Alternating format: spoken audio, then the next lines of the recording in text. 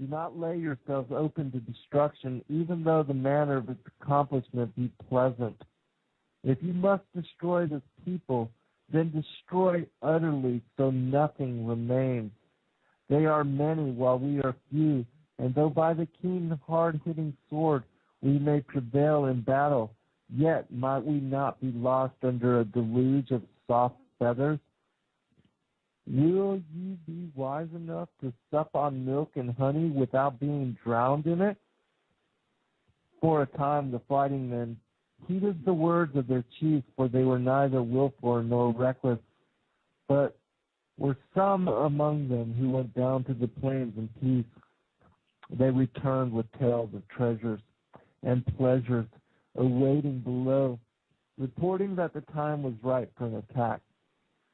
The warmen hired by the lowlanders having departed, for in those days the gods of Sharpik strove against the gods of Elishter and Ladek. Then the fighting men disregarded the commands of their chiefs, and choosing war captains from among themselves, went down and fell upon the people of the plain. The people of the plain bowed before the strength of the men of the mountains.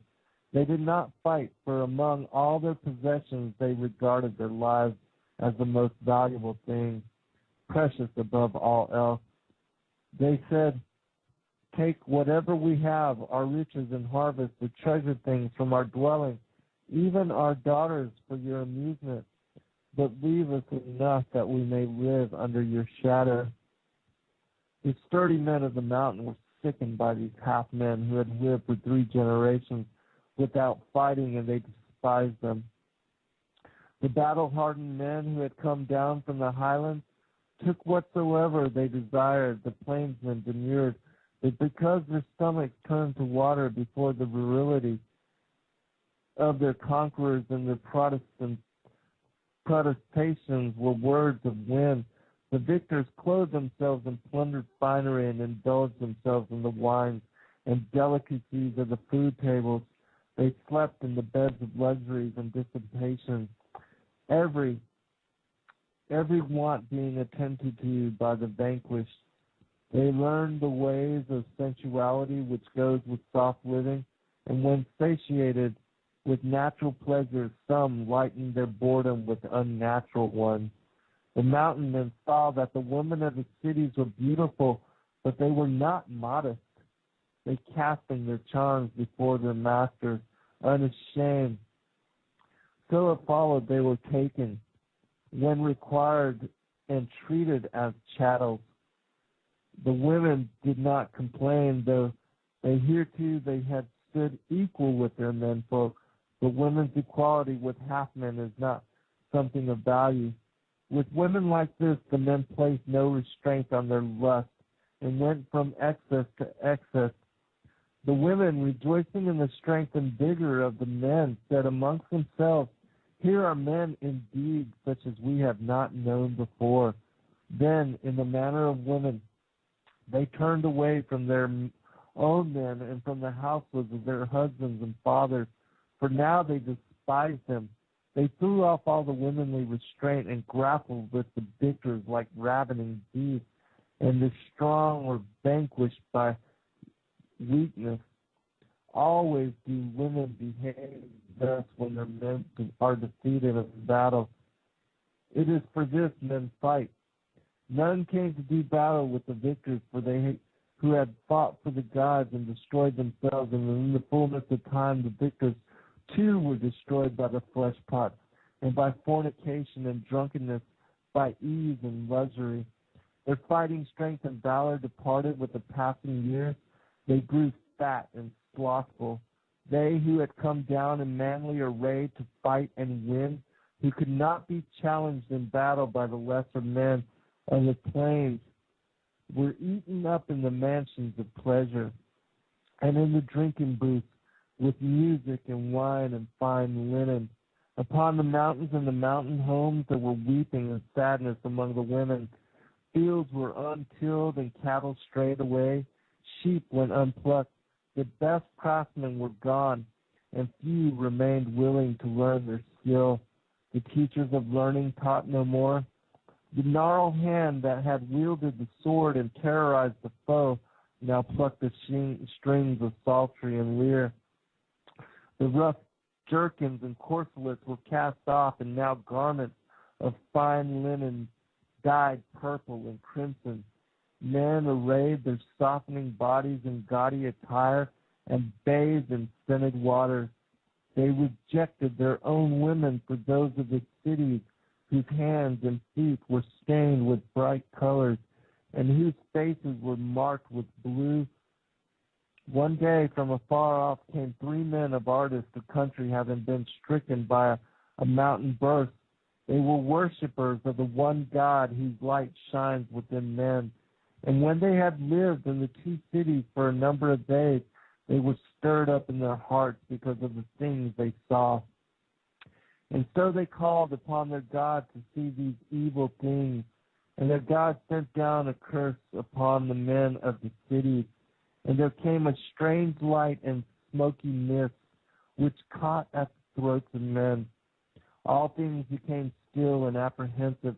There were strange clouds in the skies, and nights were hung with heaviness. Many days passed before a north wind came, and the skies cleared.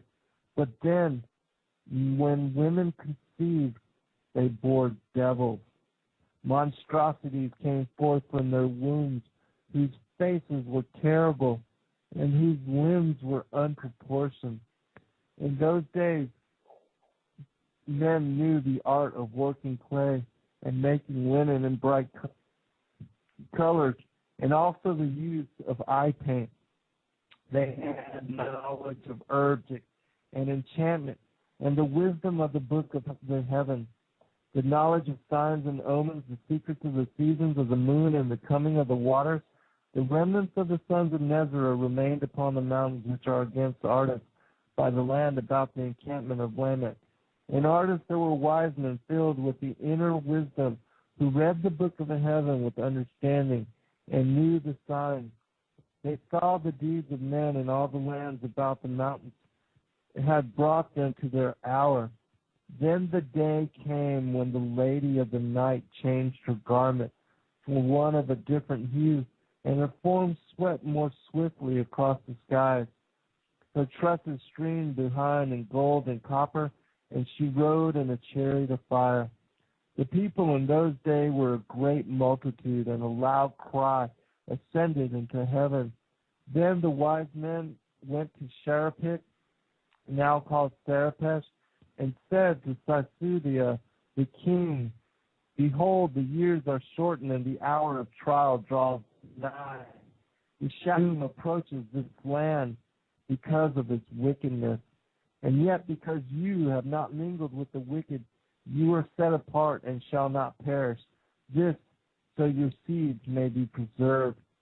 And then the king sent forth for Hanak, son of Hogatir, and he came out and heard a voice among the reeds saying, "Abandon your abode and possessions, for the hour of doom is at hand. Neither gold nor treasure can buy a reprieve."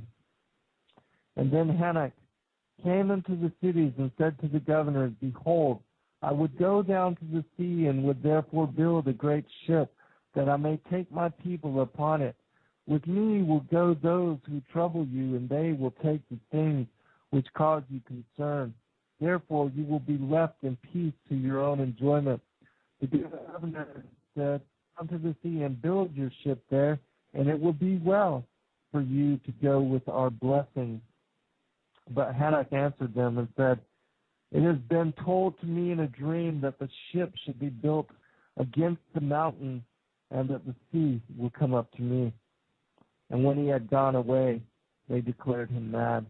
The people mocked him, calling him commander of the sea. But they did not hinder him, seeing gain in his undertaking. Therefore a great ship was laid down under the leadership of Hanak, son of Hogatur, for Sasudia, king of Sarapesh, from whose treasury came payment for the building of the vessel. It was built on the lake of Namos, close to the river of gold, where it divides. All household of Hanak was there, and the household of his brother who directed the men at the task. Dwyvin, captain of ships from the land beyond Ardis, was overseer of the craftsmen. The women and children carried and built. The length of the great ship was 300 cubits, and its breadth was 50 cubits, and it was finished off above by 1 cubit. It had 3 stories which were built without a break. The lowermost was for the beasts and cattle, and for their provender, and it was laid over with sand from the river.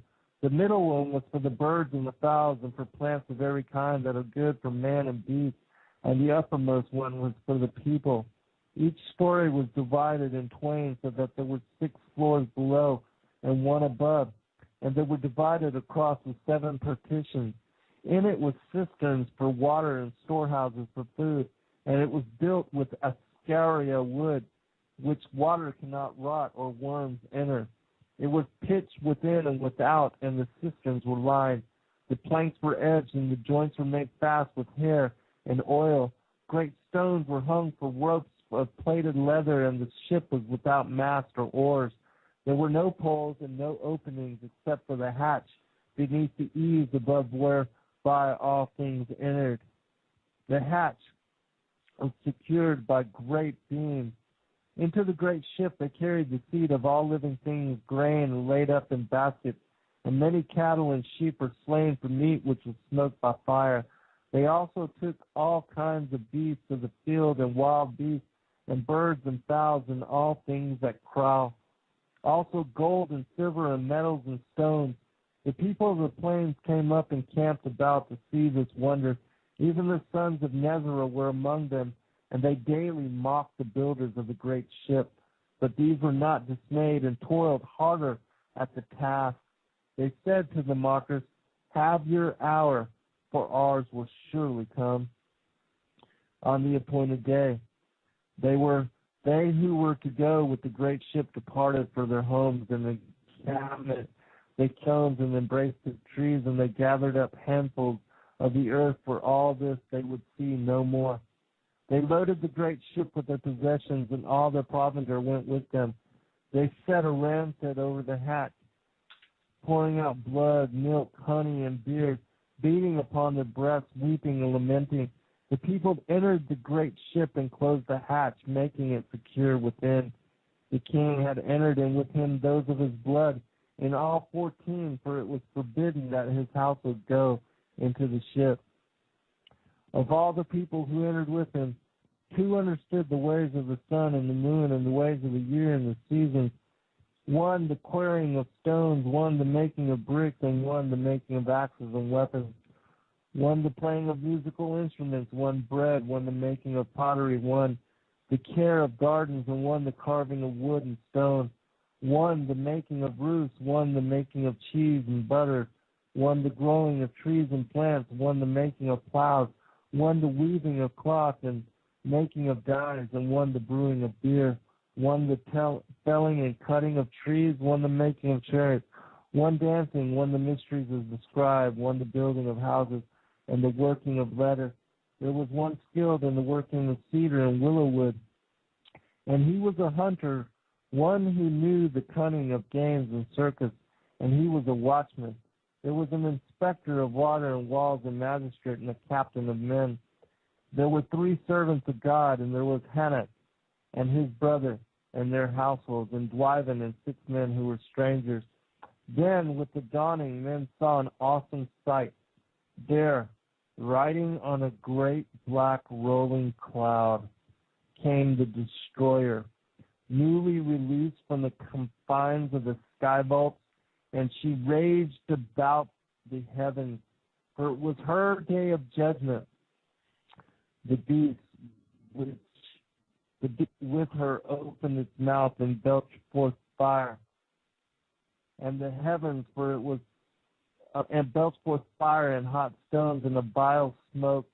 It covered the whole sky above, and the meeting place of the earth and the heavens could no longer be seen. In the evening, the places of the stars were changed. They rolled across the sky to new stations. Then the floodwaters came. That sounds like a pole shift, doesn't it? The floodgates of heaven were opened and the foundations of earth were broken apart. The surrounding waters poured over the land and broke upon the mountains. The storehouses of the winds burst their bolts asunder. So storms and whirlwinds were loosed to hurl themselves upon the earth. In the seething waters and howling gales, all buildings were destroyed. Trees were uprooted and mountains cast down. There was a time of great heat, and then came a time of bitter cold. The waves or the waters did not rise and fall, but seethed and swirled, and there was an awful sound above. The pillars of the heaven were broken and fell down to earth. The sky vault was rent and broken. The whole of creation was in chaos. The stars in the heavens were loosened from their places, so they dashed about in confusion. There was a revolt on high. A new ruler appeared there and swept across the sky in majesty. Those who had not labored at the building of the great ship and those who had mocked the builders came quickly to the place where it was lying. They climbed upon the ship and beat upon it with their hands. They raged and pleaded but could not enter inside, and nor could they break the wood. As the great ship was borne up by the waters, it rolled and there was swept off, for there was no foothold for them. The ship was lifted by the mighty surge of waters and hurled among the debris, but it was not dashed upon the mountainside because of the place where it was built.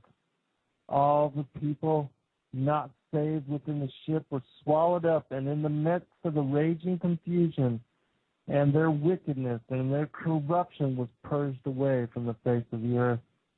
The swelling waters swept up to the mountaintop and filled the valleys. They did not rise like waters poured into a bowl, but came in great surging torrents. When the tumult came and the waters became still, they stood no more than 3 cubits above the earth. The destroyer passed away into the fastness of heaven, and the great flood remained 7 days, diminishing day by day, as the waters drained away to spread out calmly, and the great ship drifted among a brown scum and debris of all kinds. After many days, the great ship came to rest on Cardo in the mountains of Ashtar against Nishan in the land of God. Alan, I'm going to get you to comment here, and then I'm going to go ahead and extend this show 30 minutes. You mind hanging out 30 minutes more because I want to read the next passage from this particular thing.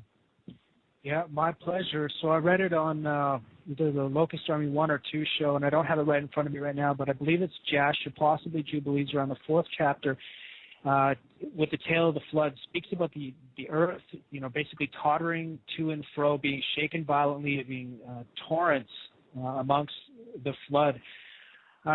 So Ezekiel 26 and 19 says, I shall bring up the deep, which is the great quantities of water, or the ocean, over you, and great waters will cover you. And it speaks about them descending down to the pit and being brought down to the people of old. And Amos 8:8 says, because of this will not the land quake, and everyone who dwells in it mourn? Indeed, all of it will rise up like a Nile, and it will be tossed about and subside like the Nile. And in that day, that I will make the sun, moon, and make the earth dark in broad daylight. So if you examine a pole shift, according to prominent scientists, you're looking at the equator will actually decrease or drop literally 25 kilometers, and where the new pole will end up appearing, that land will actually literally rise up 25 to 30 kilometers.